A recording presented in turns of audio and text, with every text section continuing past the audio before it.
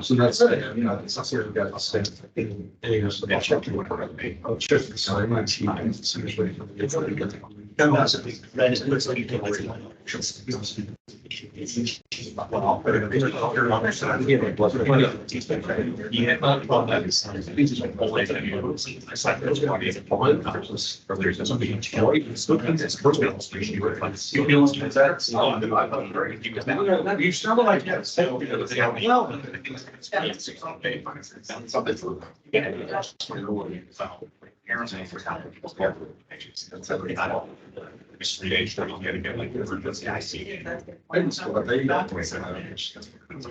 I think the range of the scene.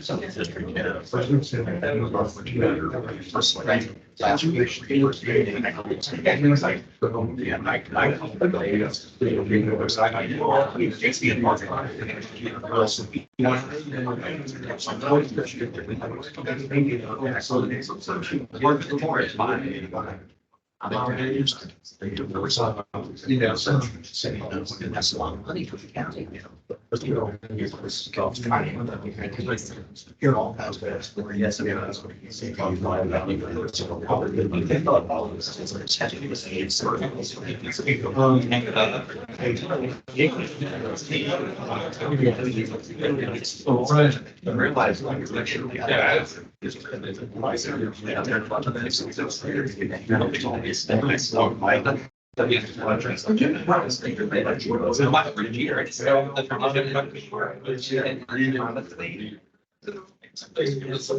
A whole lot of transition. We did some. Yeah. That's about good.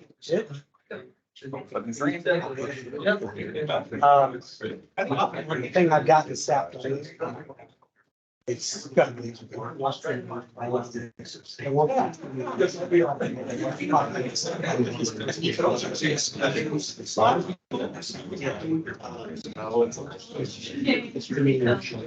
in the stars? I can. Yeah. I don't show.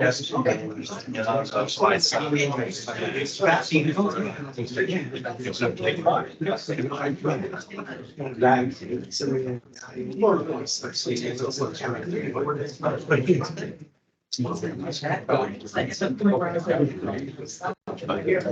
gonna do most of the argument? No. Yeah, I signed it. I guess for instance, I mean, I think. Yeah,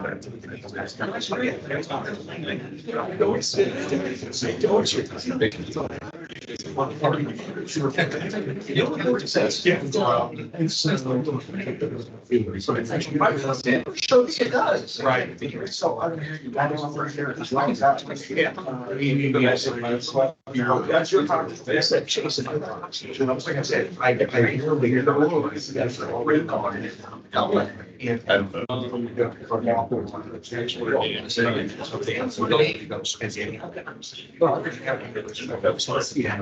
Absolutely. No, I'm. Thank you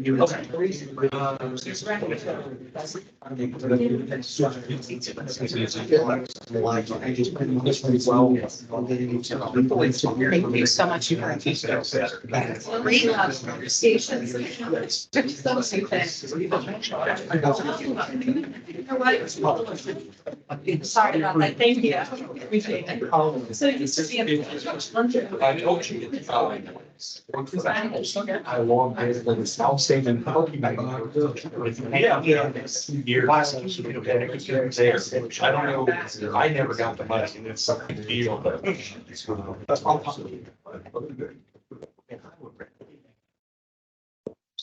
We will call the Ohio Elections Commission together for November the 2nd, 2023.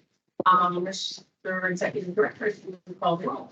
Mr. Lyle. Present. Ms. Hagan. Present. Mr. Carraway. Present. Mr. Knight. Here. Mr. Colby. Present. Mr. Stockburn. Present. Vice Chair, now Chair today, Tavares. Here. And I will make a note that Ms. Kaufman is absent today. She is traveling. We need a motion. Excuse me. Been moved in second. All in favor, say aye. Aye. Opposed? None, so that would be 7-0. Correct. And Mr. Stoutberg is here as the alternate in replacement to Ms. Coleman. Just for the point of order. Thank you very much. We're going to go to the approval of the regular meeting minutes of October the 26th. Did everyone review them? If so, do you have a motion So moved. or a second? Aye. All of you. Opposed? The vote is 7-0. Thank you very much. We're going to go on to our preliminary review cases. The first one is Voice versus Birthright, case number 2023D-020. The complaint and I think this. Ms. Boyce is here. Correct. Madam Chair, members of the committee, this is a case that there were that the respondent circulated certain materials without a proper disclaimer on them. And it's contained from the mayor's tip.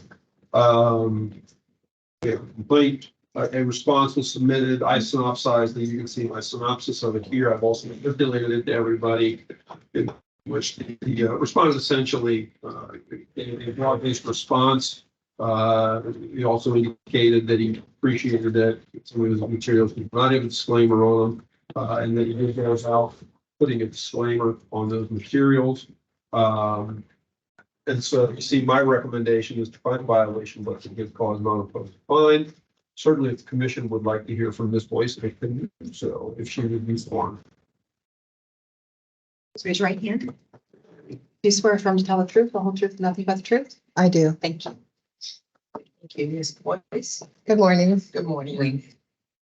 I ran for state office for 5 years ago. I ran for a state house, District 33, and I came up to Columbus 3 different times, took an all-day seminar where they pounded it into our heads about the disclaimer. If anything is verbal, if it's on the radio, if it's on TV, if it's written, if it's circulated in town, thousands of copies, if it's hundreds of yard signs, it has to have a disclaimer. So I noticed right away when this is a tiny village, it's a population of 3,500. So I noticed right away, no disclaimers. And that's why I'm here today.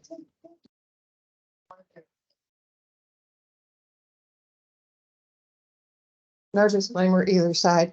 I submitted he also circulates a newsletter in town. I'm very proud of the fact that he does this newsletter. We have no news in town other than just the local TV stations. So he does this newsletter and sometimes it's like 19 pages front and back. I did submit a flash drive of 19 of the newsletters with no disclaimer.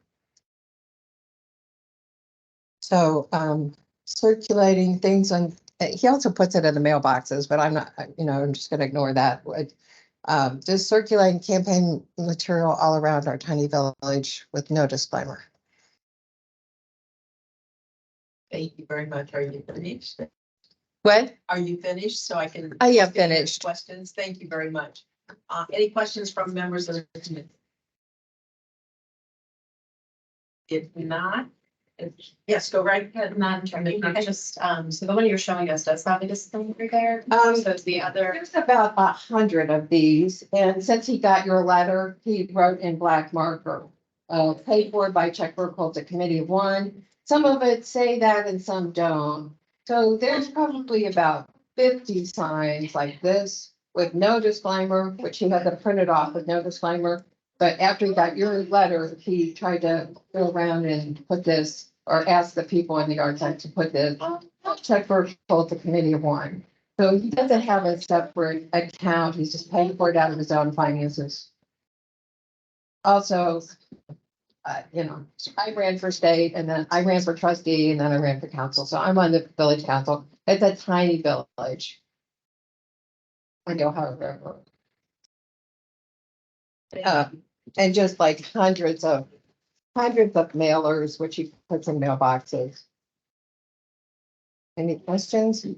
Any other questions of members of the commission? Is there a motion or any discussion? No. Mr. Carroll, the respondent submitted a response. He's sent some follow-up emails to me as well. don't recall whether I circulated to you. I don't know if they were really pertinent to any further answer he would have submitted. And in his email to me yesterday, he indicated he was not going to attend the meeting, didn't mean in disrespect. But that, one of the things he commented on was his desire to stay in the area and continue prior to the election. Madam Yes. Chair, Mr. Richter, your recommendation is to find a violation of good cause. Can you, bring that in a little bit? Once, yeah, I mean, he should have had more there. And so in his response, he essentially admitted violation. He indicated that he had gone out and did, some of what should for writing on, putting labels on material and circulating, putting a disclaimer back on the materials.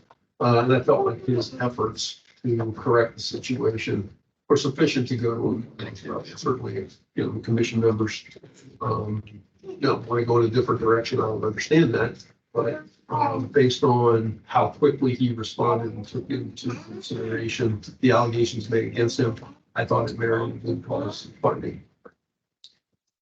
Madam Chair, I'll move Yes. the executive director's motion. The recommendation.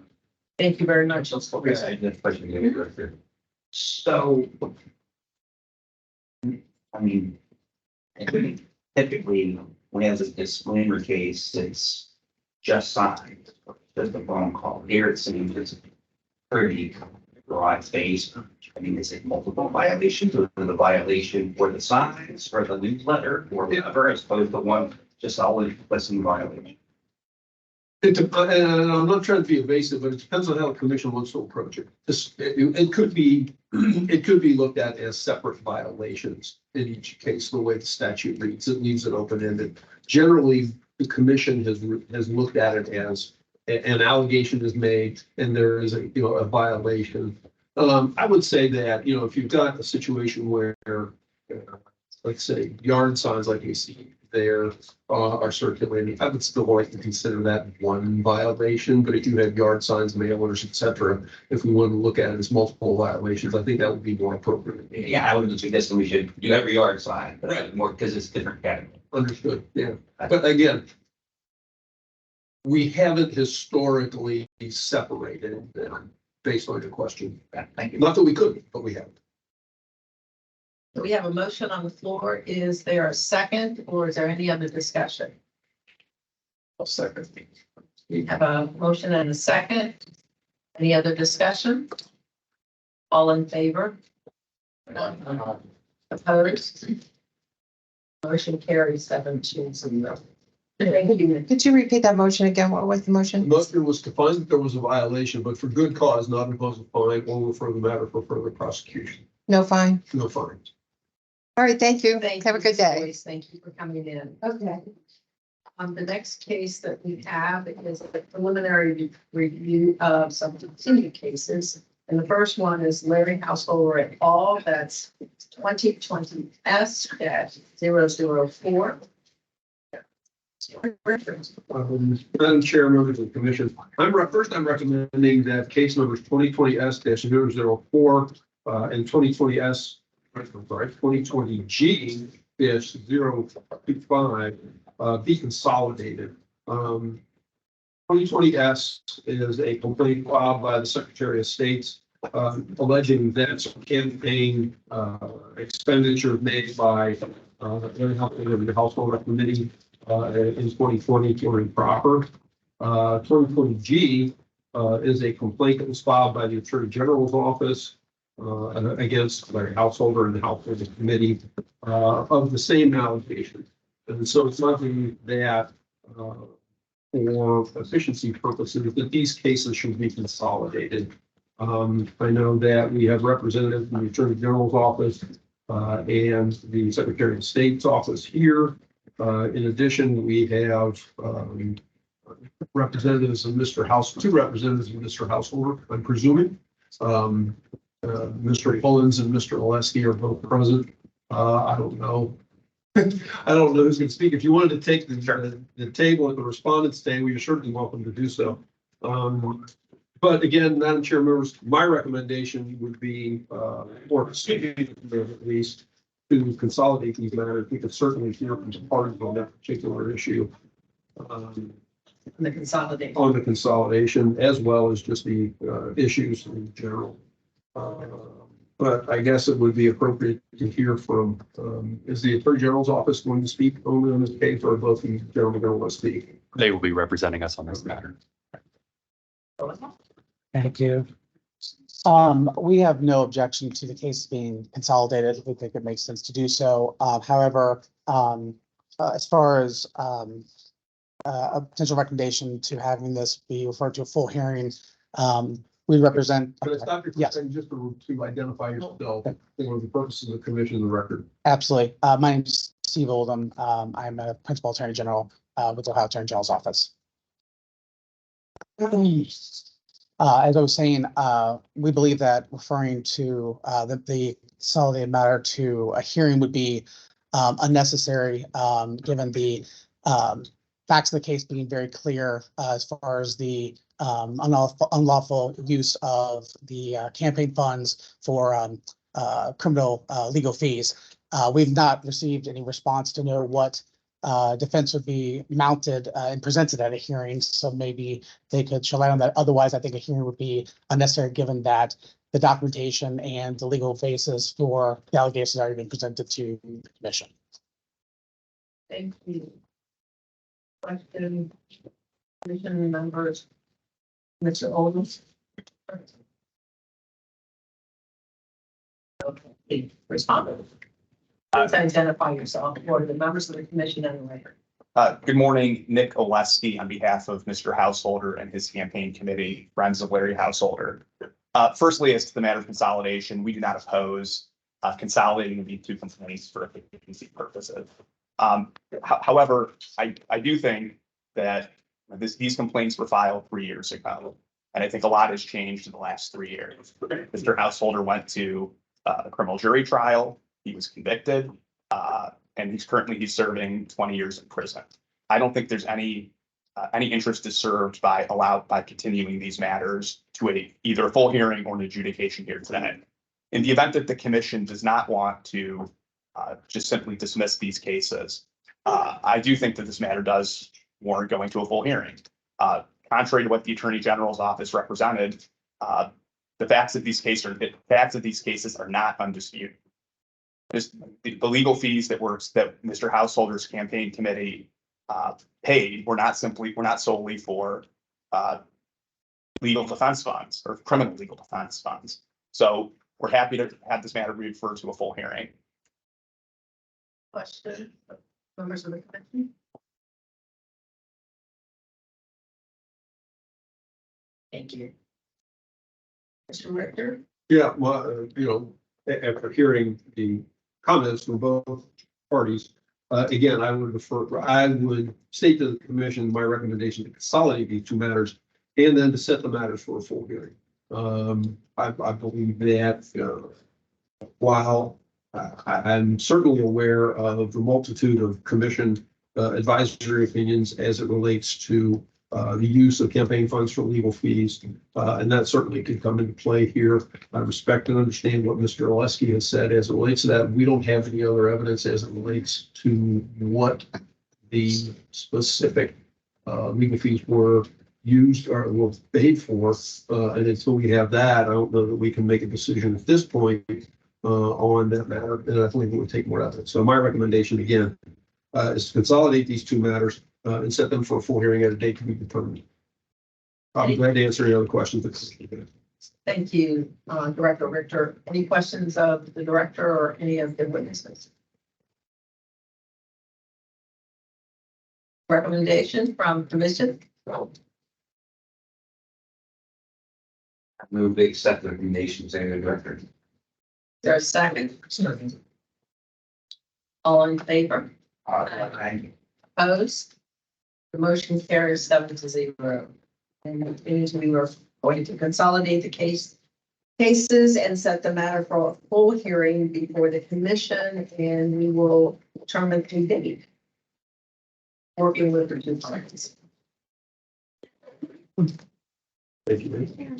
Welcome. Thank you, gentlemen, for joining. Ned will just stay there. I was going to say, I suspect that won't prevent you. Okay. I might need more chairs though. Yeah, that's On the response side. The next case is Secretary of State versus Larry Householder et al. That's 2020 G-015. Are we going to take like those together? Yep. We recommend that as well. Okay, and the second case is Larry Householder et al. And that's 2020 S-003. Mr. Richter. First off, I'd note for the record that Mr. Caraway has just left the meeting at this point. He and I had at least a brief conversation about these matters, and he believes it's in his best interest to recuse himself from consideration in this case. So he has left the meeting and will not participate further in this case.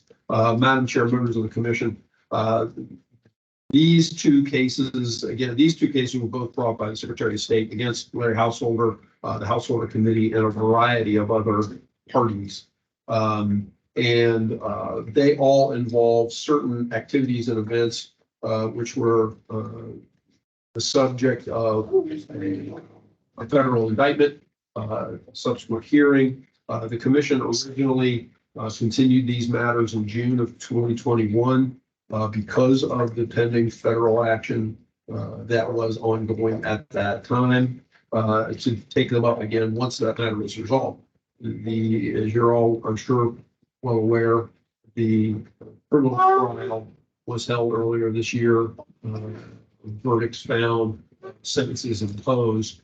Actually, Mr. Borges actually brought a matter trying to get this matter to move forward, which has gone through the Supreme Court. So we are now here to proceed forward on these matters at this point.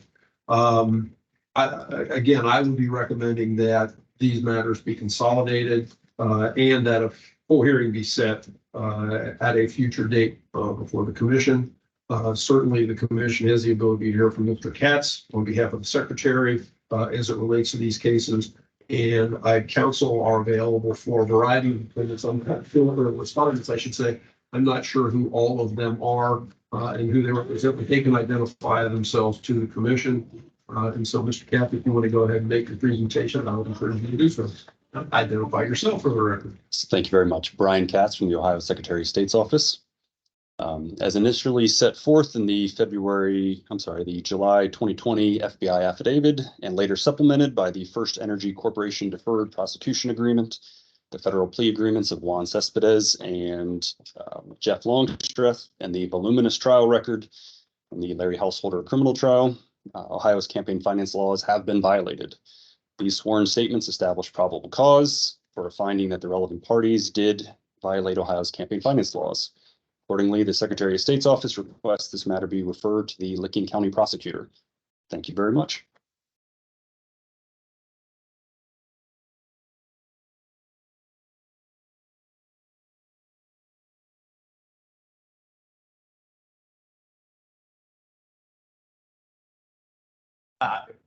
Good morning again, Nick Oleski on behalf of Larry Householder and his campaign committee, Friends of Larry Householder. Firstly, as Mr. Richter noted, and I think as this commission is well aware, these matters for the criminal indictment was tried to a jury, 6-week jury trial. None of the matters that were tried in federal court related to the Ohio election laws or alleged violations of federal criminal laws, not the Ohio election laws.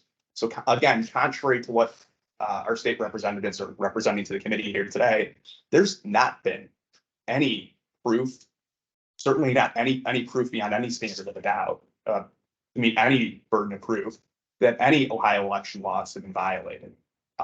And certainly, I think it's patently unfair that simply what the Secretary of State did in these complaints is simply cite various provisions of the Ohio election laws, allege that they were violated, and attach an 81-page affidavit that supported a criminal complaint.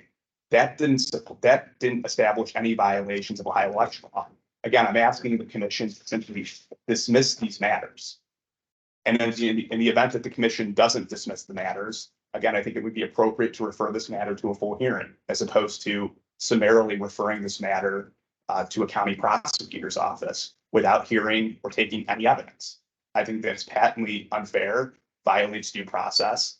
And so I'd ask the commission if it's not going to summarily dismiss these matters, to set them for a full hearing and let the Secretary of State's office introduce evidence supporting these alleged violations of Ohio election law. I would submit to you, you can't do that. Mr. Oleski. Next. Good morning, Carl Schneider on behalf of Mr. Borges.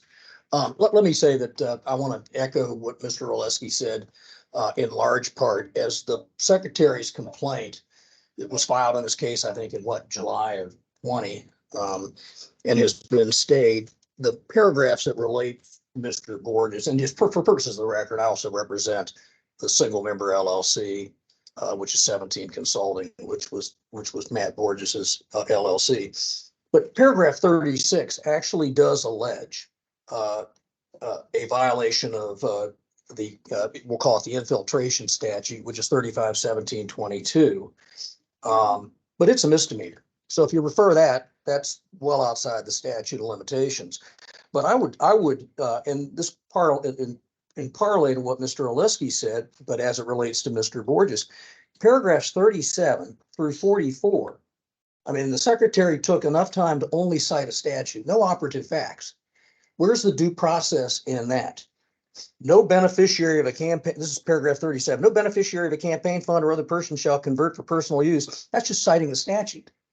No averments, anything factual. How do you create a defense? Are we to prove a negative? So I guess I'll make this simple. I think that if you want to refer, it's a fait accompli if you refer the paragraph 36 allegation, because it is a misdemeanor, it's well outside the statute of limitations. No prosecutor's going to pursue that. It would be an abuse of discretion and prosecutorial neglect to do it. And then I'd ask that you dismiss paragraphs 37 through 44 as just, and when we put that in our motion that we filed a long time ago, we to come here and just sit here and bring out the Ohio Revised Code without any operative facts saying you violated that. So I'd ask that the commission dismiss paragraphs 37 through 44 as it relates to Mr. Borges and his LLC.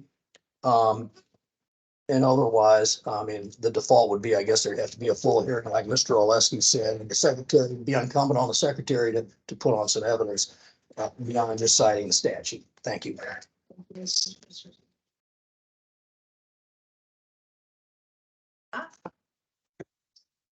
Thank you, Madam Chair.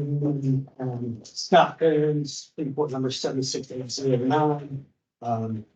Good to see the commission once again. I'm not going to add much to Mr. Oleski and Mr. Schneider. I do represent Larry Householder and friends of Larry Householder, and recently taken over as the treasurer of the campaign committee. I do want to make one point, though. I've probably spent most of the time communicating with Mr. Householder when he was in Butler County Jail and now in a federal facility. So two of the most important witnesses in this case, Mr. Borges and Mr. Householder, are in federal custody. This commission has no authority to bring them here as witnesses.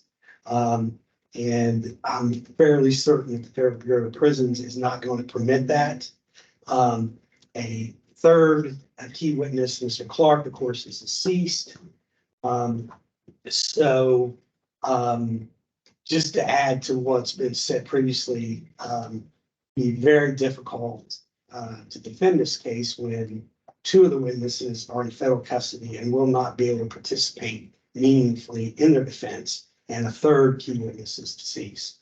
Thank you. Listeners' questions. Thank you, Mr. Collins. Any questions from the commission? Thank you. Mr. Executive Director. Well, we do. There's two other persons that have signed in. I presume Steve Bradley, are you going to speak or? No, I'll just stand behind what Mr. Oleski's. Understood. Brian Sullivan is also present. Mr. Sullivan, I presume you'd like to address the commission? I am, if I could. Thank you. Madam Chair, members of the commission, my name is Brian Sullivan. I'm a lawyer for Partners for Progress. And on behalf of that entity, we would ask that the commission dismiss the allegations against them. They were not parties to the criminal proceeding. They were not identified by name in the indictment or in the FBI affidavit in support of the indictment. And as a consequence, we would submit that there's no probable cause upon which this commission can move forward with the charges against him. They were identified in paragraphs 100 to 108 of the complaint, and we would ask that those charges be dismissed. Thank you very much. Any questions? Bob? If not, Mr. Well, Richter. a couple of things, I guess. First, is there anybody else present that wants to speak on this case? I don't think so, but I wanted to. Mr. Katz, is there anything you'd like to respond to? Any of the comments that were made before I go ahead? Thank you, but no. Okay, thank you. Madam Chair, members of the commission. Again, my recommendation is first to consolidate these matters. And then I would recommend that the commission dismiss certain allegations and all that, identify those. And then once that makes a recommendation to consolidate and dismiss certain elements, I'll be recommending that we set this matter for a full hearing before the commission has a date to be determined. I'll if there are questions that commission members may have. The sections that I believe should be dismissed are revised code sections 3599.01. 3599.04, 3599 dash or dot 111, 3599-13, and 3599 dot 14, which are all outside of the commission's jurisdiction. Just as a reminder, the commission's jurisdiction for campaign finance and campaigning activities runs from revised code section 3517 to 3517.13. It also includes 3517, 20, 21, and 22. And in addition, also 3599.03 and 031. But these provisions are not within the commission's jurisdiction. And so I believe it's inappropriate for the commission to try and address those. So again, and to repeat my recommendation, consolidate these matters, dismiss certain provisions that have been included in the complaint because they are not within the commission's jurisdiction. And then set the remaining issues for full hearing before the full commission. I'll go ahead and answer any other questions that the commission may have. Members of the commission, are there any questions of the executive director? Mr. Knight. The executive director just would be interested in your thoughts on the respondents' arguments around statutes being quoted, but no evidence being in the complaint A, and then B, the Partners for Progress discussion around there really being nothing in there that they feel that really is discussed about them other than the application itself. Yeah, at this point, what we have is the complaint, obviously, and it makes certain allegations of violations of the statutes. And it becomes a matter of, is there sufficient probable cause that there may be a violation? I respect everybody's comments, certainly as it relates to Mr. Householder, Mr. Borges, Mr. Clark, and also the fact that there may be certain elements that would be considered misdemeanor were we to try and refer these matters for prosecution. But the commission has a responsibility, I think, to ensure that there has been compliance with Ohio's campaign finance laws. And I believe that the complaint makes a sufficient showing for the commission to go forward, even with respect to the arguments and the comments that were made to the commission today. I believe the commission has a responsibility to look to the enforcement of Ohio's campaign finance laws. That's what we're here for. And that simply dismissing anything that's not within the commission's jurisdiction at this point, or that is within the commission's jurisdiction at this point, would be inappropriate. And certainly, Mr. Katz or whoever it is that may come before the commission when we set this for a hearing does have to establish that there has been a violation of the statutes. The allegations are there, but what evidence will be presented to the commission to establish that the commission can make a finding against somebody and that would be determined. Thank you. Thank you. Any other questions here at the executive director? Is there a motion? I will do the executive director's recommendation. Thank you very much. We have a second. Any discussion? All in favor? Say aye. Aye. Opposed?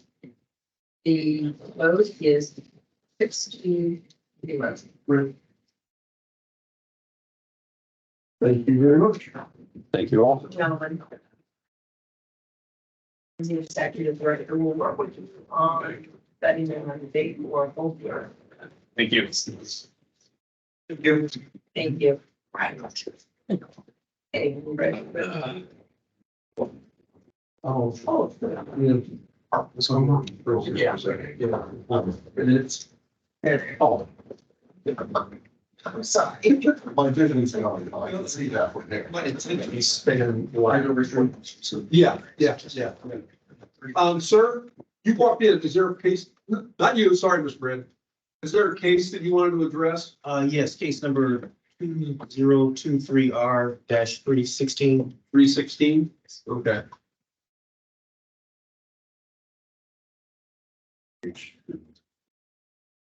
Okay. Oh, we take in minutes. Okay. And then, ma'am, is there a case?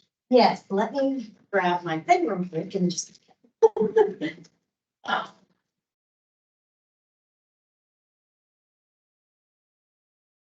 So.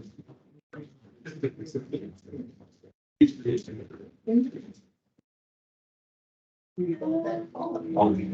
don't need it. It's 2023R-375. I think that's a problem. Okay. There's also, are you also involved with 74-376? I'm guessing, yes. Okay. So you're with the Adams County Republican Party? Yes. Okay, thank you. Yeah, they're separate, and I think they need to remain separate because it's three different accounts. Okay. Okay, but, those three. Yeah. Yeah. All right, they're on page They're on page 2 of the $100 fine. 67, 68, and 69.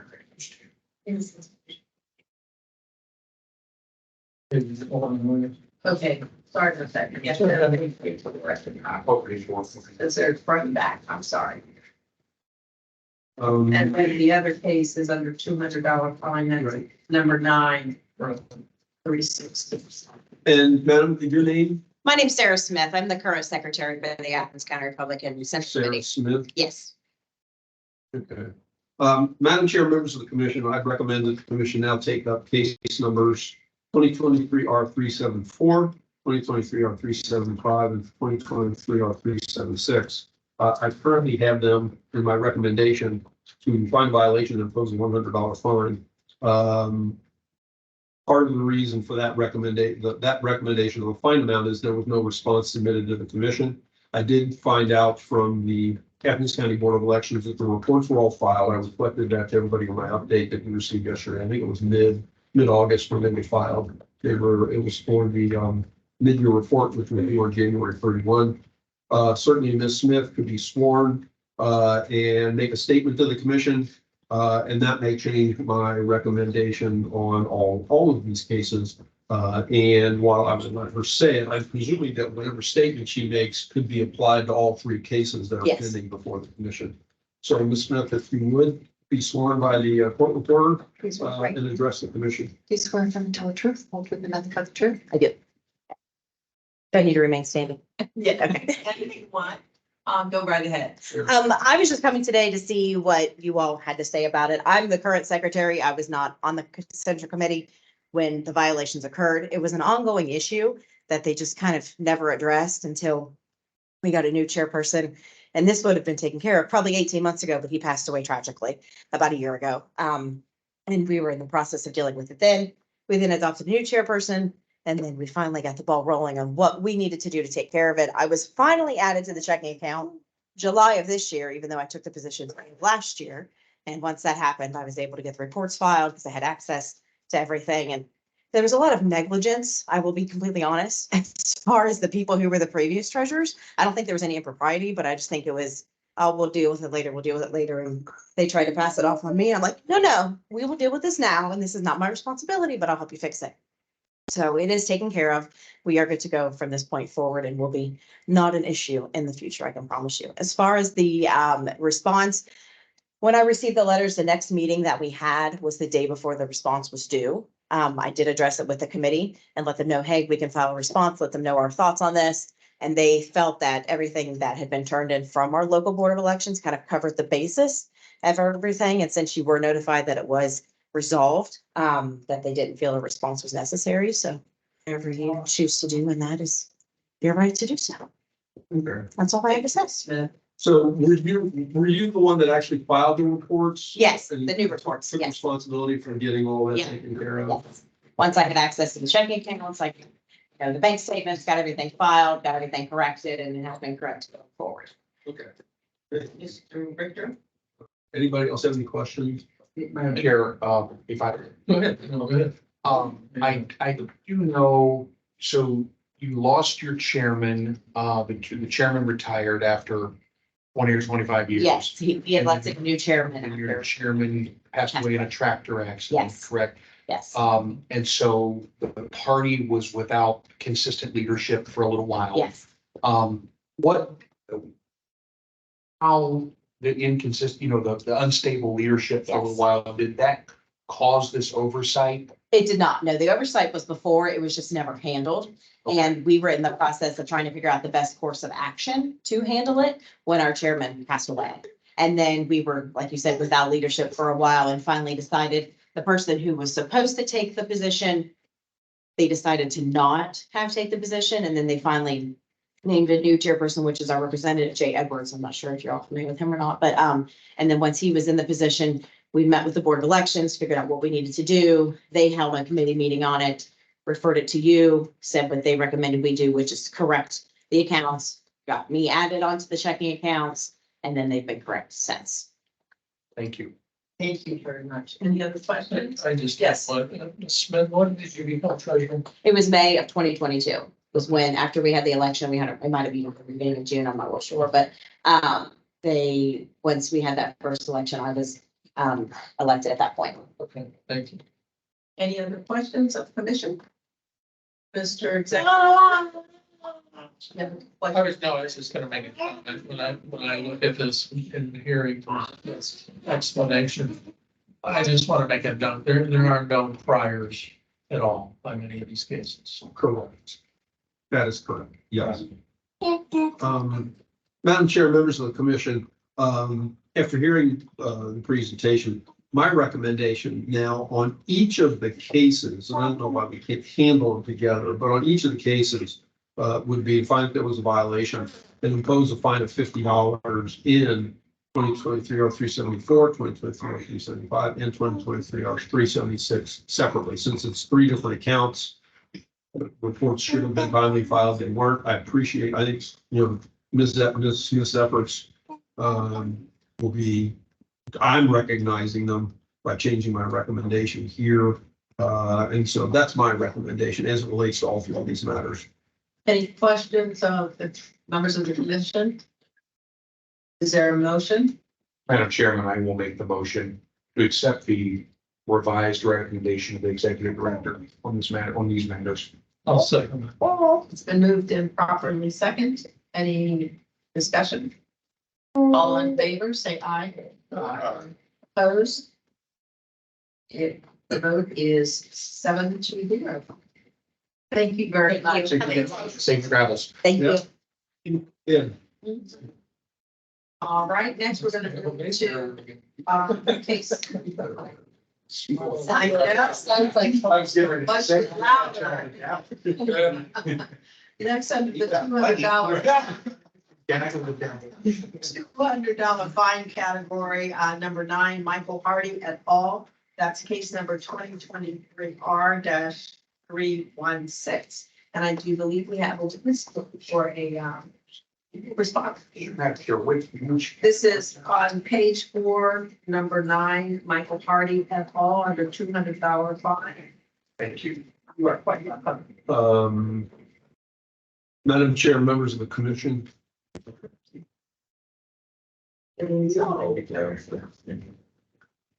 Oh, I must be looking at someone. looking at the wrong file, looking at my updates, I'm not finding mistakes, it's like, what's going on? Let's try this one.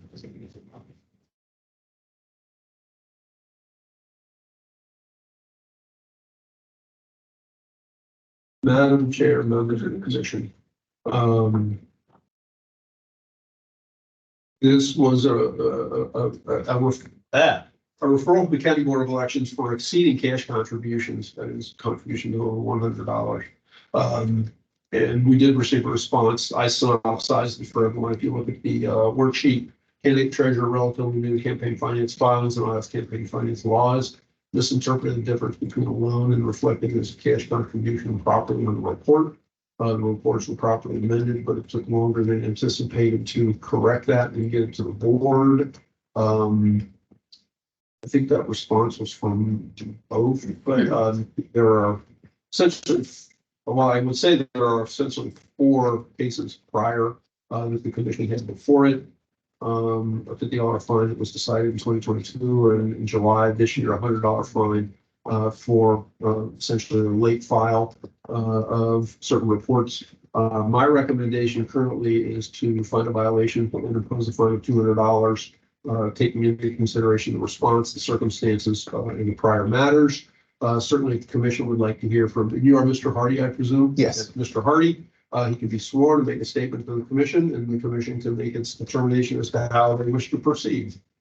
Mr. Hardy, So the court reports is sworn. Michael, Do you swear from to tell the truth, the whole truth, and nothing but the truth? yes. go ahead, Mr. Hardy. Okay, Madam Chair and Executive Director and all representatives, thank you for having me. Yes, my name is Michael Hardy. This was my first time running. I got into the race late and was able to ask people to join, including the treasurer who had never participated in this type of election. There are 3 campaign finance classes that are usually offered by the Board of Elections during the campaign season. And we signed up for the 3rd class, and unfortunately it was canceled due to there's some power outages and it was never rescheduled. So there were some things that we didn't learn and kind of put us behind the 8 ball. And so although I take make no excuses. They provide, I guess, slides and some hard copies of something, but I did not get an email that talked about the slides, but I heard about some hard copies. So they're just things we didn't know. So we made some clerical errors that went over the $100 limit. But we amended those matters. But I think it would have, if we had known more, I guess, prior, we would not have made those clerical errors. And so that's why we wound up, where we were in terms of overages. But we made some amendments, and I learned a lot. The treasurer learned a lot as well. So Thank you, Mr. Hardy. Are there questions of Mr. Hardy? Executive Director, my question goes to, was it a overreach of cash into the campaign over the $100 limit that was actually a loan? And were those changed sufficiently? I don't know that I know the answer to that specific question. I know what their response was. I know what the allegations were. And certainly I think the board accepted the updated filings on it. Is that what occurred, Mr. Hardy? Did you update your filing with the Board of Elections and properly reflect those the loan, I guess, as it were? yes, sir. Yeah, that's what we did. We told us that we're supposed to put it on 31N or something like that. So we made those corrections, and we were told that we were compliant once we did that. Any other question? Yeah, Yes. So when did you accept the loan or and then make that filing that is allegedly violating the cash limit? Basically, when I recall, the money was just placed in the wrong spots. We just said, okay, this is what I'm putting in. I didn't, just basically didn't know how we were supposed to do it. I thought, okay, whatever is, whatever's put in would be, okay, I'll just put this in as a donation. But then we were told, no, you have a $100 limit. So then I said, okay, oh, $100 limit. But then we were told, okay, man, you have to put this on a different form. So at some point we found out, okay, you're supposed to put it on a different form. You're not supposed to, this is not a donation, this is a loan. And you're supposed to put it on this other form, the 31, I think it's called. And so we just clerically just found out later, okay, this is what we have to do. And then we made subsequent changes per report. So we kind of went back and said, okay, that we have to do it for this report and that report. There were 3 reports. Is this in the 2021 timeframe or very recently? What filing did you this report from? Yes, it was in 2021. And actually we tried to make the correction in the summer, but then there was another election going on.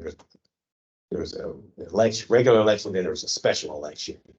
So we're told that they were behind, and they're behind and one auditor. So they were told that we would get a response later. So we got it later in the year, during the holidays.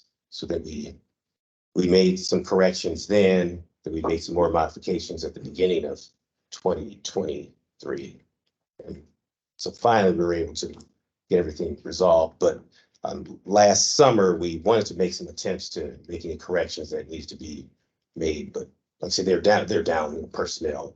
We recognize that and we went along. So we just waited to respond to them. So you ran for office in 2021? Yes, in 2021. Yes. Follow up on that question. So the original incorrect report was in 2021. Yes. And then you had to make another report in 2022, an annual. Yes, because we put things on different.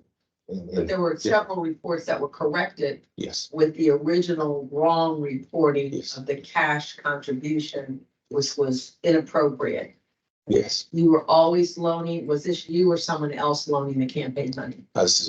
So you were always intending to get your money back or consider it a loan as opposed to just a straight out contribution. Right, yes, because and the interesting thing is when I heard about loaning money to a campaign, I read about it somewhere that some candidate loaned to campaign money. So I said, oh, that's okay, that's what people do. I had heard of this before, but then I didn't know the correct procedures.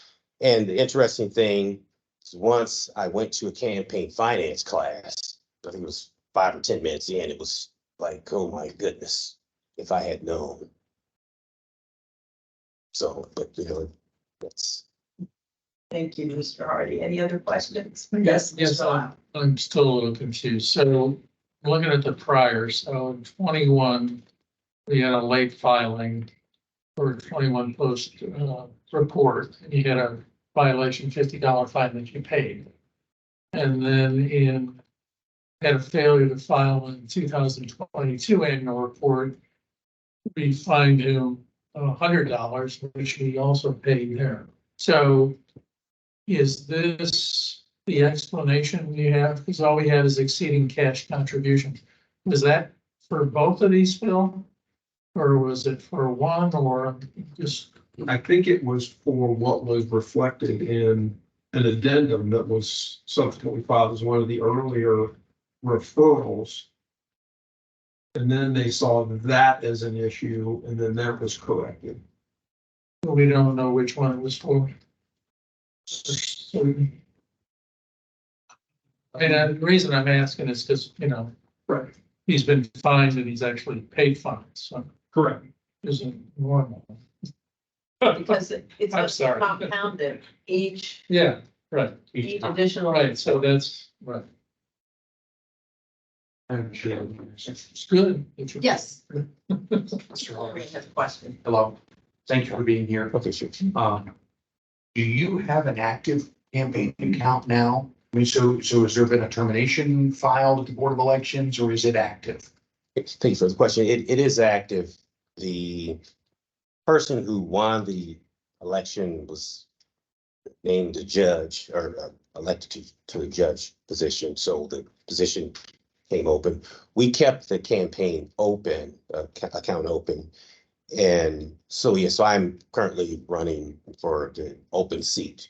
So it is, and we have not gone over, so we have not gone over the donation amount. Okay, But this, so the campaign account is active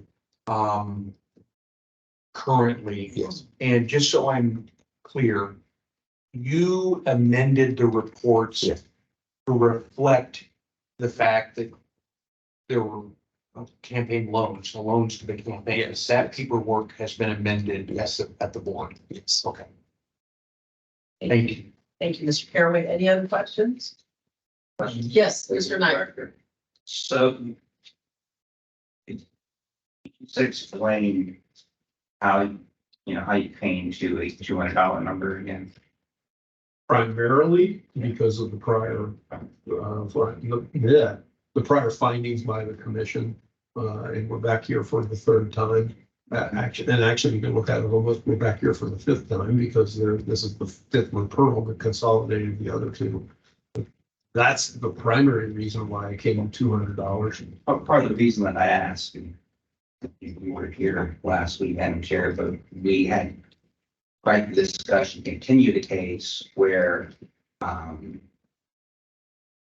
basically a $63,000 plus hadn't paid or done anything and still isn't in compliance, and we were selling it for $100. Right? I guess the decision was to kind of look going forward at what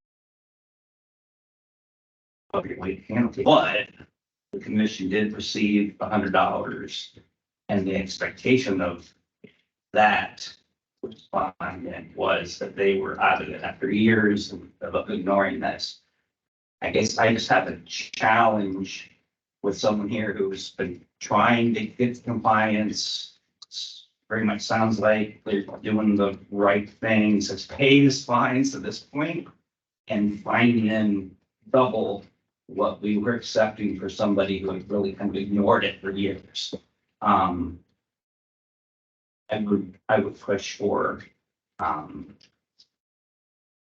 something that represents that. I mean, I think it's a rarity that we have somebody that's paid their fines and kind of tried to do the right thing. We have that here, and I would push for a recommendation that would more appropriately reflect. Thank you, Mr. Knight, and you will have an opportunity if you want to make the motion. But I think we're still waiting on our executive director who's looking into. Yeah, and I've just been looking back through. And there, Yeah, but from this questions? party, so did you get a cash contribution from one of your donors? Or is that your own? That's me. You made a cash. Yes. So physical dollar bills were put in, or were you listed it as a cash contribution, but it was really one? Well, we listed it as a contribution from myself, but not from that in your campaign account. basically from my bank, from key bank. By a check or by a wire, where you took out $20 bills and just deposited $20 bills. Just basically what I did, one of the confusing things is I took out money based on what something cost, which was bad clerical things. And so what it should have been was just, maybe even dollar amounts of this and that, as opposed to, taking out, just randomly taking out money to pay bills. I'm still a little fuzzy on who's making a cash contribution, and, I always view a cash contribution as you hold a fundraiser. And somebody comes in and they don't have a check, and that person will give you money Up to a certain amount. up to a certain amount, right? Yeah. But is it? Yeah. So, yeah, I'm not understanding that happened here, so I'm trying to understand, was this a football on a form filing? Can I Yes, please. interject? Yeah, that's what he In was looking going at, yeah, and there are 4 separate addendum request letters included with this referral. And they go back to the pre and post primary reports of 2021. And so, some of you may or may not be familiar with the Cuyahoga, some of the city in Cuyahoga County will have primary elections in September before the general election in November. And so you have a whole series of reports that can be due. And included in the discussion here in at least some of the addendum request letters, and here it's talking about, okay, and this was in July, a July 8, 2022 addendum request letter that's referring to the amended September 4th primary election. And it talks about, actually it was a different one that talked about his making a substantial contribution to his own committee and having that reflected. But it also says here, and I'll quote, "There was a $200 cash contribution from Mr. and Mrs. Llewellyn. While the attribution issue has been resolved by attributing the contribution to Mr. Llewellyn, contribution is now only $100. Was the original amount incorrect? If the contribution was indeed 200, then the second $100 should be attributed to Mrs. Llewellyn." And then there's a follow-up that talks about a $200 cash contribution from Mr. and Mrs. Marshall Bussett. So there were those types of contribution issues as well that were at least reflected on the campaign finance report, and then subsequently, I think, corrected in subsequent addenda that were filed. In the last addendum letter is January 27th, 2023. And I don't think in it I saw, there's no reference in that letter to cash contributions. So obviously the board believed that the subsequent request, there's also a November 18, 2022 addendum request letter that makes similar comments. So it sounds like it was a little bit of him improperly reflecting his donation, his loan to his own committee, and also a receipt of over $100 in cash that was not properly reflected on the campaign finance report initially, but was subsequently corrected in subsequent addenda. That makes sense? Thank you. Any other questions of the executive director or Mr. Hardy? Is there a motion? I move that we find the violation of the fine of $50. Is there a second? I'll second that. Been moved and properly second. Any other discussion? All in favor, say aye. Aye. Opposed? yeah. The vote is 6-1 in favor of a $50 fine.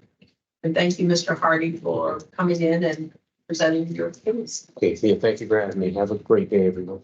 Okay.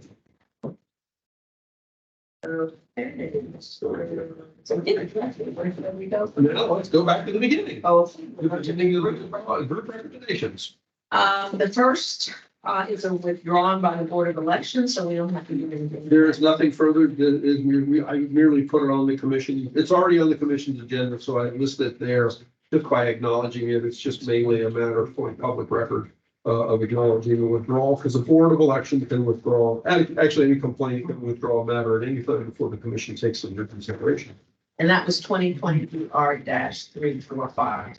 Next, a no violation category, and that's Parent Advocates for Southeast Schools, and that's 2020 R-373. Yeah, and I want to just just for the record, I want to get the date correct. And it was interesting, this was referred for, as I recall, was referred for a late filing. And it reflected, that something wasn't filed until 8/1. And the treasurer states that the report was dropped off prior to the statutory deadline of 4 p.m. and a receptacle provided at the Board of Elections office, as she had done on previous occasions since the pandemic. And I'm taking her at word that that was the case. I believe, I don't know that I could get the file, but I believe that the file actually reflected a filing date I'm showing 8/1, but that should be reflected as 2/1. And so they stamp it in as of the next day. But she said she dropped it off the day up. I'm going to take her at a word, or I'm going to take him at his word, and make a recommendation to find a violation. Questions of the executive director? If not, so Have a motion in a second. okay, it's been moved properly. Second. We have a motion on the floor. All in favor, say aye. Aye. Opposed? That would be 7-0. Thank you very much. Next, we're going to move on to bid cost cases. The first one is 2023 R-334. Second one is 2023 R-378. And are we going to take those together? I would take them together since I recommended them together. Madam Chair, members of the commission, there were two separate reports. I'm looking at the report due for 378. I think it was for an annual, and it was filed within a few days of the due date. I'm looking at my ICW 5034, which was for a post-primary this year, due on June 9th. It was filed on 6/16. The candidate stated essentially he had the wrong date for filing and it was 1 week late. My recommendation in both cases is to find a violation, but for good cause, not impose a fine or refer the matter for further prosecution. Do we have a motion? Madam Chair, I move to accept the executive director's recommendations for these two cases, 334 and 378. Sorry. Okay, it's been moved and properly second. All in favor, say aye. Aye. Opposed? That will be 7-0 for those two cases. Next, we're under the $50 fine. I'll read all the cases and Mr. Executive Director, you can give us the update. That would be 2023 R-315, 324, 330, 336, 339, 342, 347, 348, 352, 354, 361. Madam Chair, members of the commission, these are all circumstances where the report was filed, but it was filed beyond 10 days, 2 weeks after the due date for the respective filing that you referred to us. A response was submitted by the respondent giving an explanation. And so my recommendation in all these matters is that we find a violation and impose a fine of $50. I'll be glad to answer any other questions the commission may have. Any questions? Move to accept the recommendation of the executive director, Madam Chair. Please, is there a second? Thank you. Ms. Hagan, we've properly moved in second. All in favor, say aye. Aye. Opposed? That would be 7-0. Thank you very much. Moving on to the $100 fine category, we have cases number 2023 R, all the same, 314, 333, 343, 335, 337, 338. We've already taken the last three, so it goes to 338. Aside from case number 2023 R-314, in which I'm obviously recommending $100 fine. The other three, no, 1, 2, 3. The other 5 cases are all circumstances where the report was filed, but it was filed beyond 10 days and 2 weeks. No response was submitted to me on which I could make a recommendation to the commission to do something different. And so therefore, my recommendation on all these matters is to find violation and impose a fine of $100. Any questions of the executive director? One question. You mentioned all but 314. What was, 314 was a 50, we had a prior, and it was a $50 fine imposed in that case, so now they're back again, and it was, I don't know, I think it was last year. I just moved away from it, but I think it was last year that we had that case, so that was the only case that was different. thank you. So there's been a motion. Is there a second? Second. Been moved and properly second. All in favor, say aye. Aye. Opposed? Okay, we have 7-0 for that as well. We're gonna move to the consolidate with case number 2023 R-004. Find a violation and impose a fine of $100. And that's for Democratic Business and Professional Women et al. At 2023 R-370. Mr. Executive Director. Madam Chair, members of the commission, their case number 2023 R-004 is outstanding. It's pending before the commission. The reports have been filed. This particular referral was for the 2022 annual due January 31. The report was not filed until August 2nd. No response has been submitted. And so my recommendation is to consolidate both of these cases and impose a fine of $100. I'll be glad to answer any other questions that the commission may have. Any questions? What is the 370? It's a late, well, actually, it was originally referred to as the failure to file the 22 annual. And it would do January 31, and it was filed on August 2nd. And 04 is? 04 was a failure to file the 22 semi. Okay. And I think it was done together, as I recall from looking on the the Lucas County website when I went there and reviewed campaign findings filings for these groups. Any other questions?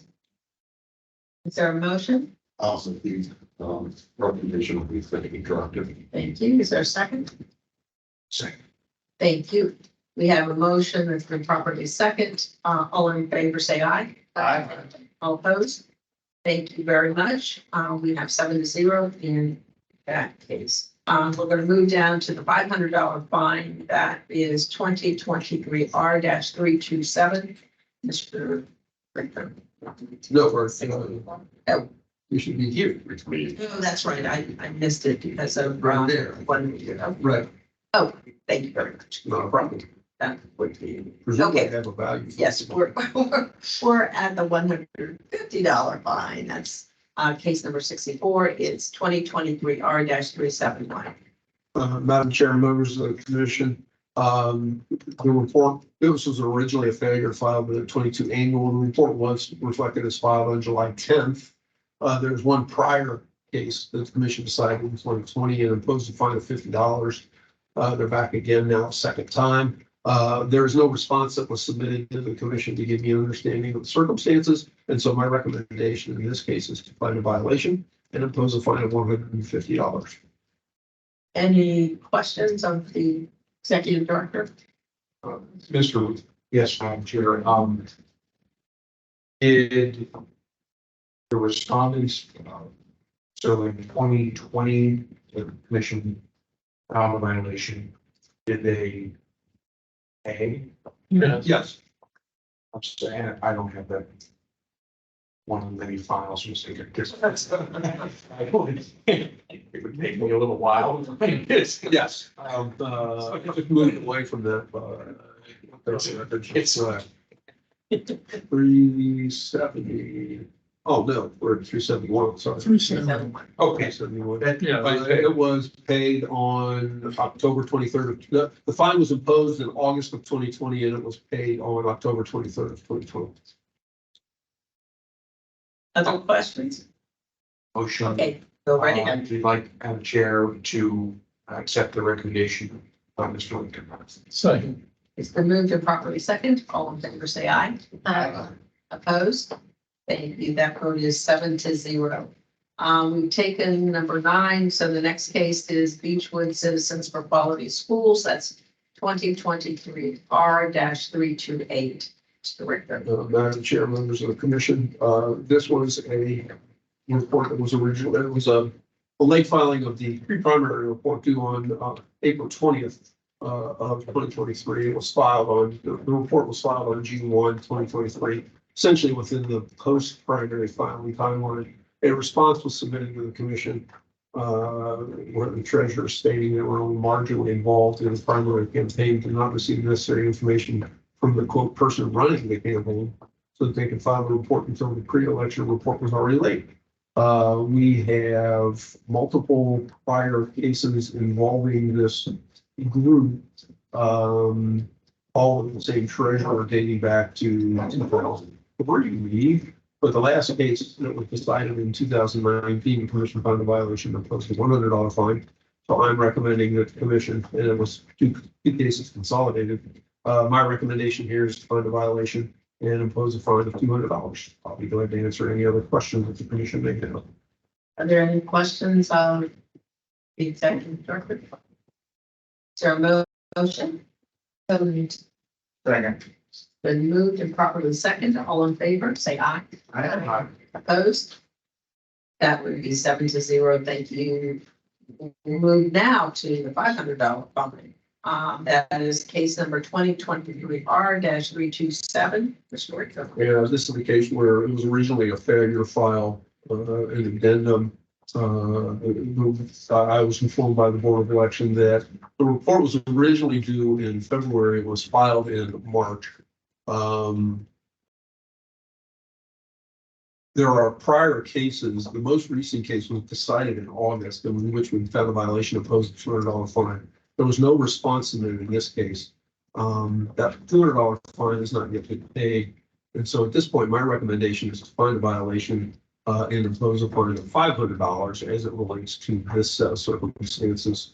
I'll be glad to answer any questions the commission may have, but that fine recommendation takes into consideration the fact that there is a fine outstanding that has not been paid. Questions of the executive director? Just a quick, so that would be a $500 fine off of the $200. Yes. Is there a motion? Madam Chair, I'll make that motion. Thank you very much, Mr. Carraway. Is there a second? Second. All in favor? Aye. Aye. Opposed? That would be 7-0. Next is the $25 a day with reconsideration option. That's cases number 2023R-326, 341, 350, and 364. Madam Chair, members of the commission, these four cases all involve campaign committees, candidates that are before the commission for the first time and were referred for failing to file their campaign finance report. Those reports are not yet filed with the Board of Elections. And so my recommendation is to find a violation in the respective cases and impose a fine of $25 per day to give the respective parties an opportunity to have the matter reconsidered if the report is filed and a response is submitted to the commission. I'll be glad to answer any questions that the commission may have. Are there any questions of the executive director? If not, is there a motion? Second. Thank you. It's been moved and properly second. All in favor? Opposed? The vote is 7-0. The next category is $25 a day with reconsideration option with the payment of $250. Mr. Richter, those are cases 2023R-358 and 366. These are both matters there where there is a prior violation in which the commission found a violation and imposed a $25 a day fine. They're back again a second time. And so my recommendation is to find a violation, impose the per diem fine of $25 per day, but then obligate that person pay a $250 amount to have the matter reconsidered. I'll be glad to answer any other questions in the committee. Any questions of the commissioners? Is there a motion? Second. Been moved and properly second. All in favor? Aye. Opposed? 7-0. The next category is $25 a day with reconsideration option with the payment of $500. That's case number 2023R-332. Mr. Richter. Give me a second. I just want to see my I'm sitting on my SPW on for me too. Madam Chair, members of the commission, again, this was for a failure to file both pre-primary and post-primary report out of the most recent out of the primary election. There was a prior violation in which the commission found a violation for a late filing, initially, well, it's for a late filing. The commission found a violation, imposed a $200 fine. That was a finding the commission made last December. The fine was paid in July. Now they're back again. And so my recommendation is to find a violation, impose the per diem fine of $25 per day, and give them the opportunity to have the matter reconsidered if they make a fine payment of $500. That takes into consideration the previous fine amount that was imposed and paid. I'm going to answer any questions the commission may have. Any questions of the executive director?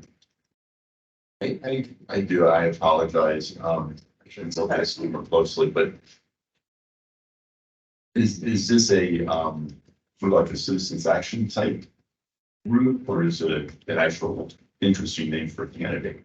Oh, no, I'm sure this is some sort of a ballot issue committee or a. Okay, so that, I'm sorry, okay, so it could be, my but one of like pre-primary would be required, but if you have a ballot issue on pre-primary. Right. Okay, Right. That's my guess at least. Let's put it that way. Any other questions of the executive director? Do we have a motion? I'll move. Second, correct. I'll second. Been moved and properly second. All in favor, say aye. Aye. Opposed? That vote is 7-0. Next category is the $2,700 plus $25 a day with reconsideration option. And that is case number 2023 R-325. Okay, Mr. Holke is recusing himself. Mr. Executive Director. Madam Chair, members of the commission, this is a situation where the candidate's been referred or failed to file a requested addendum. The board is informed me that the report has not yet been filed. You can see the commission has made a number of recent findings against this committee. The report is still outstanding, so my recommendation is to impose a fine of $2,700, which reflects the date the report was, which reflects the amount from the date the report was due until today's meeting date at $25 per day. But then also to continue that $25 per day fine into the future until the report is filed. I'll be glad to answer any other question the commission may have, and you can see that Mr. Holke has recused himself from consideration. Are there any questions of the executive director? Is there a motion? Second. I'll second. Thank you very much. It's been moved and properly second. All in favor, please say aye. Aye. All opposed? The vote is 6-0. The next category is $16,000 plus $25 a day with reconsideration option. That is case number 2023 R-377. Mr. Executive. Madam Chair, members of the commission, this is the fourth, actually, 1, 2, 3, 4, 5. This is the sixth referral that the commission has received concerning this committee and candidate. The report has still not been filed. The reports, I should say, have still not been filed. I got that confirmed from the Lorraine County Board of Elections yesterday. And so my recommendation, and the last finding by the commission was to impose a $25 a day fine, given the ability to have the matter reconsidered with payment of $750. No action has been taken on that. So my recommendation today is to impose a fine of $16,000, which reflects $25 a day from the date the report was originally due, which would have been last January of 2022, concerns the filing of the 21 annual report until today's date, and then continuing with $25 a day into the future. Glad to answer any other questions the commission has. Any questions of the executive director? Yes. Thank you, Madam Chair. Mr. Richter, these cases really get on my nerves. As far as, a respondent not acknowledging, they obviously know that there's a file report and continue just ignore. that when I worked for the federal government, you know, constituents would call in and say they had a problem with the IRS. And they'd say, well, I've been getting letters for about a year and I won't open.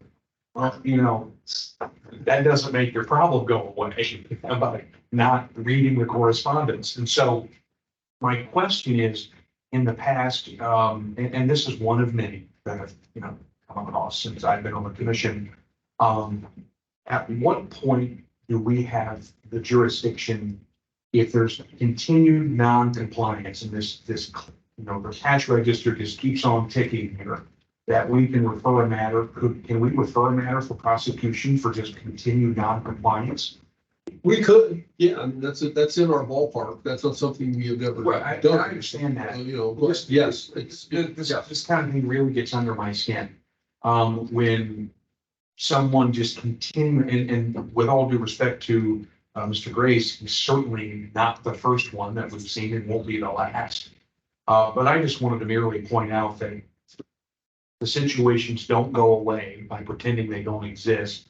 And as the chair has stated before, we really seek compliance. Just bring yourself into compliance. And so at what point do we grab the attention of the respondent and say, no, this is a matter that you need to take care of?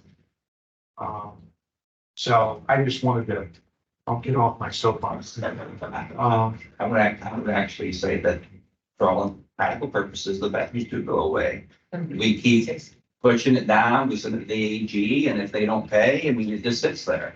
So if you wanted to do the version of IRS, you know, ignoring it, it kind of does go away. It just kind of sits in la la land and nobody ever takes Just action. drives me insane, that, you know, there's a responsibility, as we all know, if you run for public office, to be compliant and to file those reports.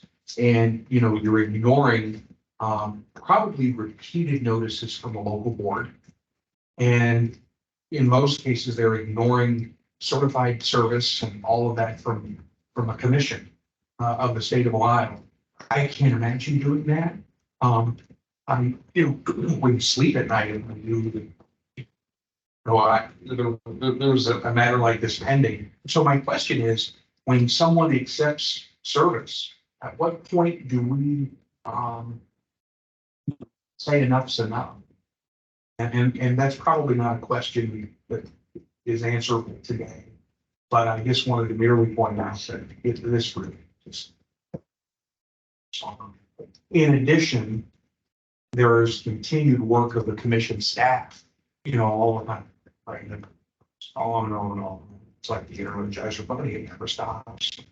So thank you, Madam Chair, for indulging me for. I think your sentiments are shared by others on the commission.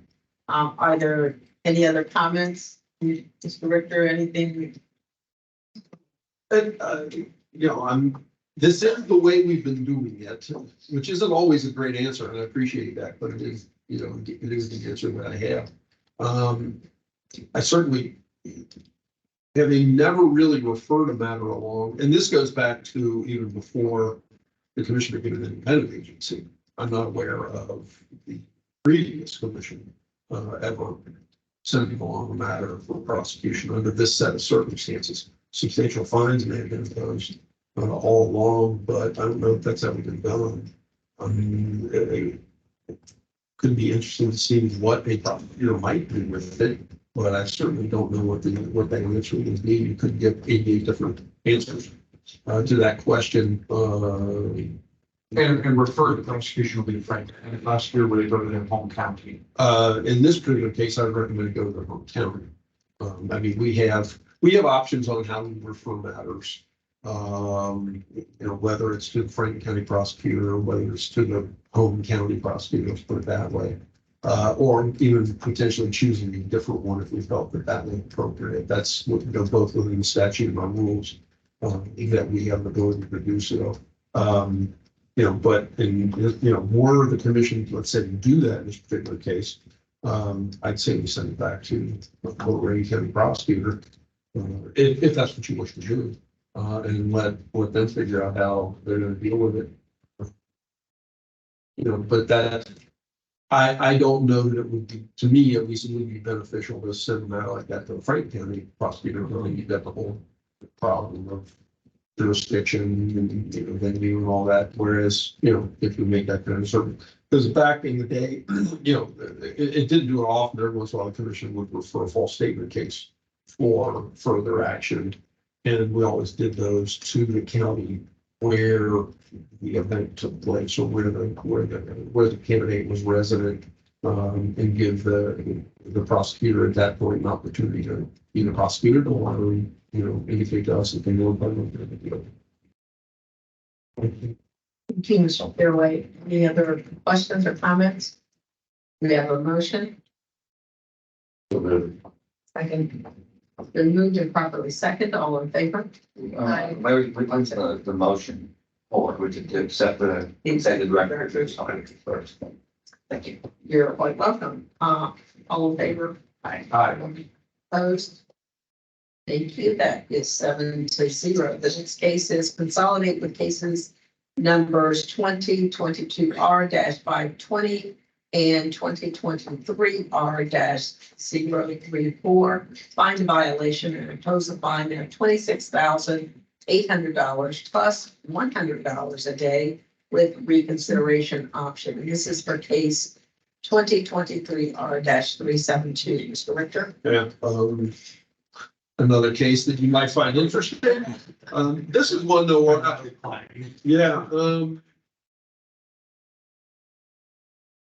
and today, you know, we got referrals from various counties today, and I reached back to the various counties to get information on the reports that were filed. And Portage County responded back to this one, and my recollection is that what they indicated was, you know, no reports have not been filed, and that all they got on this particular case was somebody, you know, and if you look back, the first referral goes back to the 2020. What is it? The 19 post-gen, which was 2020 referral. The only thing they have on this group is a designation of trigger that was submitted, I guess, in 2019, that started the committee, and no response has ever been submitted to them in the intervening period. And you can see it goes from 19 post-general, 20 semi, 2020 annual, 21 semi, 28, 21 annual, et cetera. And it goes on through. And so they indicate that the person filed DOT, but they haven't filed anything subsequent, you know, and certainly they're sending out their notice to the person. Sure. As they're doing it. You can see my recommendation.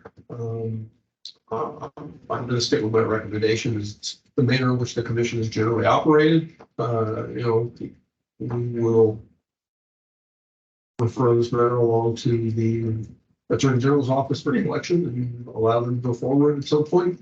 You know, certainly if you want to treat it a different way, I understand it. Madam Chair, if I may. Yes, please. So just so the Greenfield Township Road Levy 2 and 3, so that they have like two campaigns, like regular campaign committee and then another version 2 and then another version 3. I mean, were they creating one every cycle? I don't know. I didn't ask that question to the staff at the board, but yeah, I mean, you can see what they posted here. Also, kind of unique. I've never actually seen a road levy campaign committee. I'm sure they have existed, but that's the first time I've ever see Must have real problems. they must have real gross issues there. Yeah. This is fashion.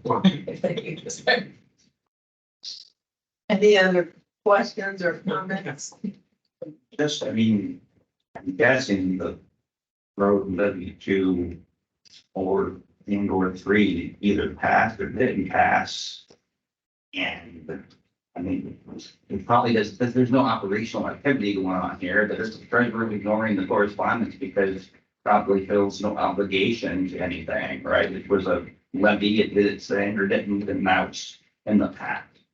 I mean, I don't know how that changes how we view things, but, you know, it being a specific levy that when people ballot a few years ago, just creates a dynamic of, I mean, we all know where this is going to go. So the AG's office, there's call whoever, it's going to be ignored. It's kind of the same, you know, the same playbook. But anyway, sorry for the ramble. Any other questions or comments? Is there a motion?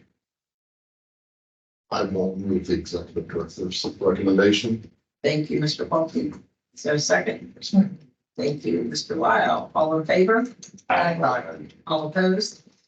The motion carries 7-0. And next are two cases for contingent upon request of the Board of Elections. The first is 2023 R-317, and the second is 322. And so we don't have to do anything here. No, That was the you have request. the by the ability board. to continue those matters, Madam Chair. And the next category is continue upon request of the respondents. Those are cases 2023 R-318, 320, 344, and 367. And we don't have to do anything there as well. So the last category is continue for service.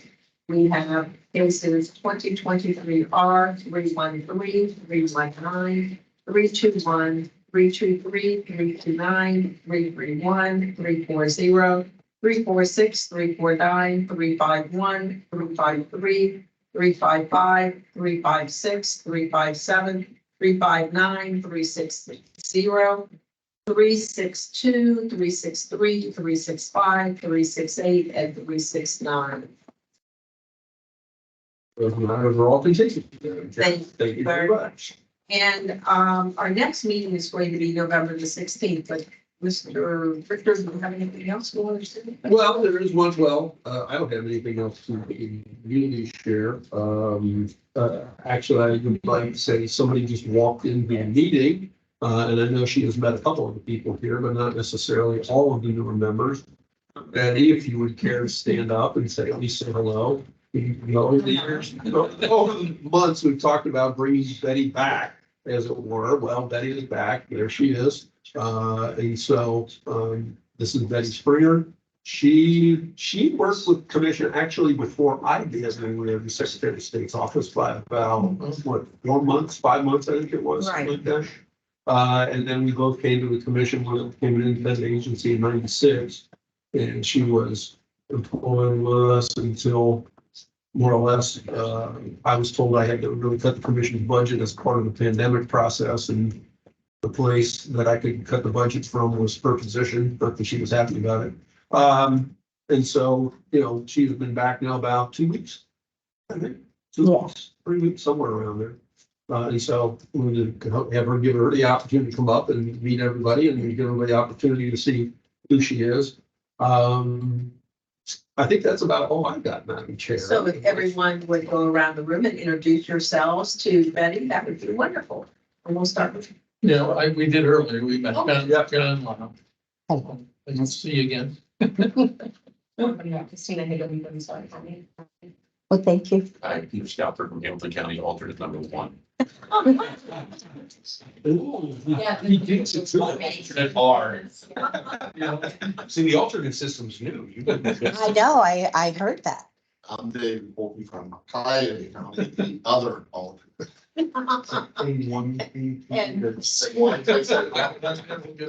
Makes sense. Ernie Knight, I'm from Delaware County, I live by the zoo, so it's like. Okay. That's basically local.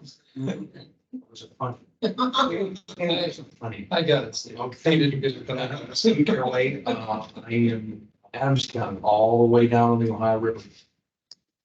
And it's good to see you again, Betty. I'm Marcus from right here in Franklin. Well, it's nice to be back and I hope to be of great service to the commission. Yeah. Called the office the other day to talk to Phil and she answered, it was, wow. But I had her voice, yeah. Welcome back, Betty. Thank you for joining. I'm glad to be back. Okay, anything else? No, I mean, I'll say to everybody, thanks for your patience and attention as it relates to all the various household matters. We'll see how those go as time goes on. I will be, I didn't share it with you guys yesterday because I didn't get it until late today. and I'm not asking any further.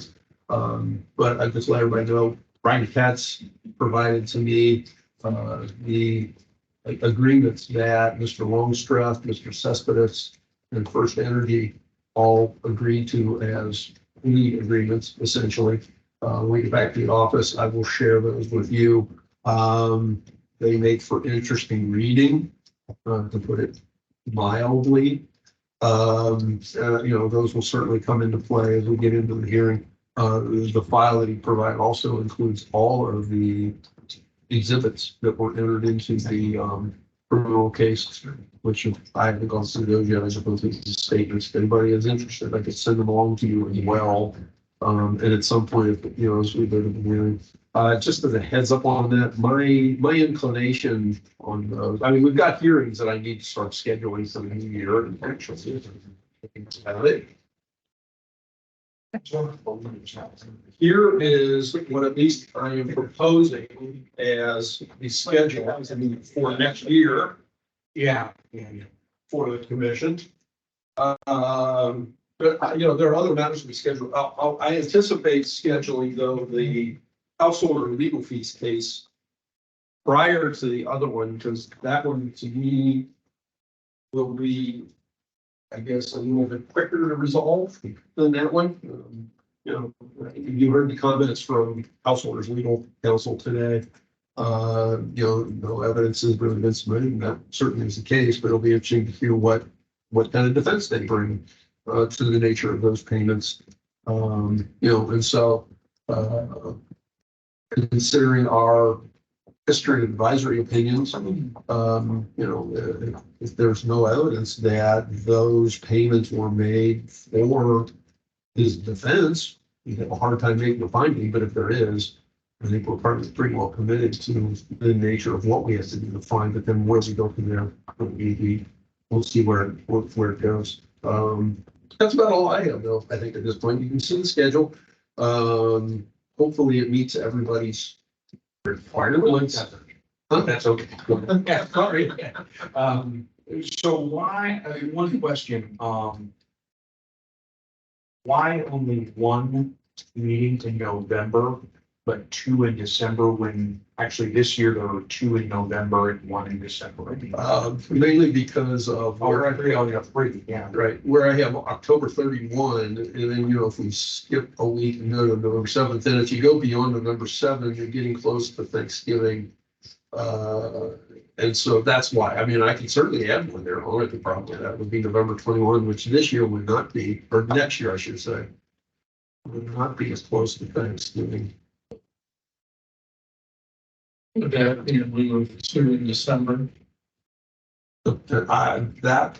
Since we've opened the subject, because we typically have 20-21 meetings, not counting the hearings. Right around there. Yeah, right. That's what we got right there.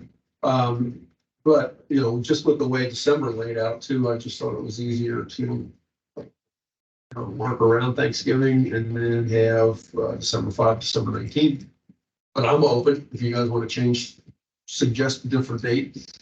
I will file a grievance on June 27th. Is that your birthday? No, my birthday's December 11th.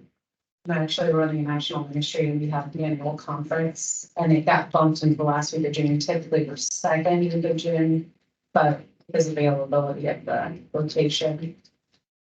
On the 27th. So I don't know if that's. No, like I said, this is one where, I got responses back from some, and I made the schedule. And you did this. I will not be available the first week of December.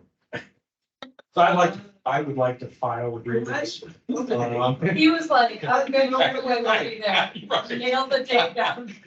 All right, well then let's change that back to November. What about alternate? Alternate one be available on December? Let's change that back to, I'll make the changes, change that back to then November 24th. And I mean this sincerely, there's no need to change it on account of, one member. I mean, we operate with, minus one. Yeah, there's always that possibility. Okay, this is tentative. I'll change that back to, I missed your dates. I know that much because I went and double checked.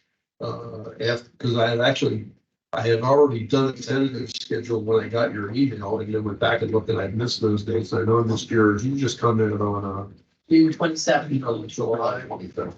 July 25th. But maybe, plus we may have an alternate. We may have. That's true.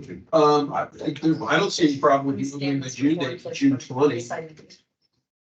Ms. Hagan, is June 20, okay? Yeah, that would be I fine. don't think that would June take, 20, it does, that that does have yours. yeah. Okay. And that's probably why I chose the 27th. But we could What about do, the June? we could do June 13 then and just, hold off until, I can move July 25th to the middle of July. June 13. I don't- Twice. Hold on, let's go check. Or once going twice. Hold Let on. me, make sure. Then I can say. There's only one July date, you have to change it. No, You can difference, yeah, business. See, we don't have alternates. We hope. We have one at least, we have one at least, so, Yeah, But. we have two. Alternate for now. no, I understand that, but he's kind of full-time. He's the full-time officer. It's a full-time we have a alternate. TA. Right. Full-time alternate. So We got 13 Well, now. Mr. Knight's looking, yeah, before I do June 13. is the sun over there and brutal for you over there? No, it's not, yeah, but I do have this buffer vest on, so I was probably. Yeah, the 20th, I Inside. cannot do this, there's always like. He just run, Dance Studios going to Yeah. nationals in Gatlinburg Ooh, that week, and I'm just making sure I. June. Oh, October 17th are my 20th birthday. If we get to not get along. So the 16th. If I could get- I'll try and keep that in I mind. think it's not. Or I'll put it up. Okay, so we're June 13. June June 13 works out better for everybody. And what was the July? You have in July 20. I talked about doing July 25th, July 18, just kind of moving it back a week, just so there's not. Space in there. 25th. I think I can get back to that. Sure. Houston and July, I. Oh, you need to leave they want their excuse. Right, so I'm changing to June 13 and November 21. Okay, Other than walk us through, okay, walk us through your. everything is the same Okay. until you get down to June, and then it'll be June 13 instead of June 27. And then everything's the same until you get to, instead of December 5, Okay. we'll move that back to November 21. Okay, so can I offer an amendment? There's an amendment of the desk. Okay, go right ahead. No, is there any reason why you didn't choose, December 14th? And You need, well, wait a minute, December, okay, so, not 14th, December 12th. no, No, it's 14th 14th. is the third. Oh my God, I'm in the wrong year. Okay. My bad. That's all right. Okay, so, yes, December 12th. There's no reason, originally the 19th, only because I didn't want to do 2 straight weeks from 5 to. No, I was merely Now we're suggesting we only 21. meet once in December. Right, well, I've got it 19. But now we're 21. Extra day, hold on, one student. Yes, sir. Trying to Make December more fun. Yeah, but you're not talking about that like that. So I have commissioners conference that first week. I can't believe. No, we can do, so we won't do December 5th. Okay. I can leave it on December 19th and we can do December 12th. I think he's trying to get separated. We don't have December 5th. We moved it to November 21st. Which is just the four children, the second. No, he's still questioning December 18th. Right, but do we do the 12th? He's questioning. Right. Yeah, and the other reason why is I generally leave town about a week before Christmas, so I can stay away during Christmas. Are you going somewhere warm? No, we actually go to Greenwater. Good for you. Which is That's nice. just, yeah, I feel like I'm still in Appalachia, the mountains, but it's fine. I can. No. December 12th, good for everybody. All right, I will redo this and email it out to everybody so you got it. So, don't worry about that. I have a board meeting. Remember, don't you also have a board meeting on December 12th? We both do. Two of us, two can do it. Sorry about that. So let me just say this. Madam Chair, if I may. Go right side. The commission is working with me to eliminate the fifth, okay? So I'm fine on whatever, yeah, the 19th will work. Okay. I can't do everything. Or we could just do the December fifth, which I think accommodates. No, Right? that's what He's the one that I. He's got. You're trying to, both. I decided to get totally on my. The whole the December. All right, I will redo, okay, so I'm only changing two dates. Your date and the December fifth goes to November 21. When I get back to the office, I'll do this. The schedule will be emailed to you, so you'll have it that way. Don't worry about tweaking this one. I'm glad we talked about this because One last question, and not that I need to change it, just curious why we're doing the only a week in between in January 25. that's Phil. Oh, that's fine, just. That's Phil, because I originally did this on January 11, and then my wife has already made arrangements for us to be traveling from January 6th through the 10th. And rather than try and hustle back to a meeting, I shoved it back to the 18th, because I still wanted to do two meetings in January. So now it's, the onus is on me to get my work done in a more compact manner, but that's why that one is that way. It's a reasonable question, but that's totally Phil right there. Because I'm the one that originally sets the schedule, and so. Madam. Gotta make it convenient. Move that we adjourn. Oh, there's a motion and a proper second. All in favor? We are adjourned. There you go. Thank you very much. Oh, that's not for you, that I. Yeah. Thank you very much. Why stone? Oh, don't even. So I was going. Well, I had that actually marked down. I asked that. I thought, so Christina had sent over the Survey Monkey thing. On September 15th. And I just found myself in the fact that I had never Off the, sent any replies in. Oh, Singapore B. No. September 14th. Oh, with my head and it's been over. Yeah. Survey Monkey. Oh, it's. Here, I got I that. sent it. Well, I never tried it and I just talked about it. So we can try to maybe put that in and then I need some time to get. Well,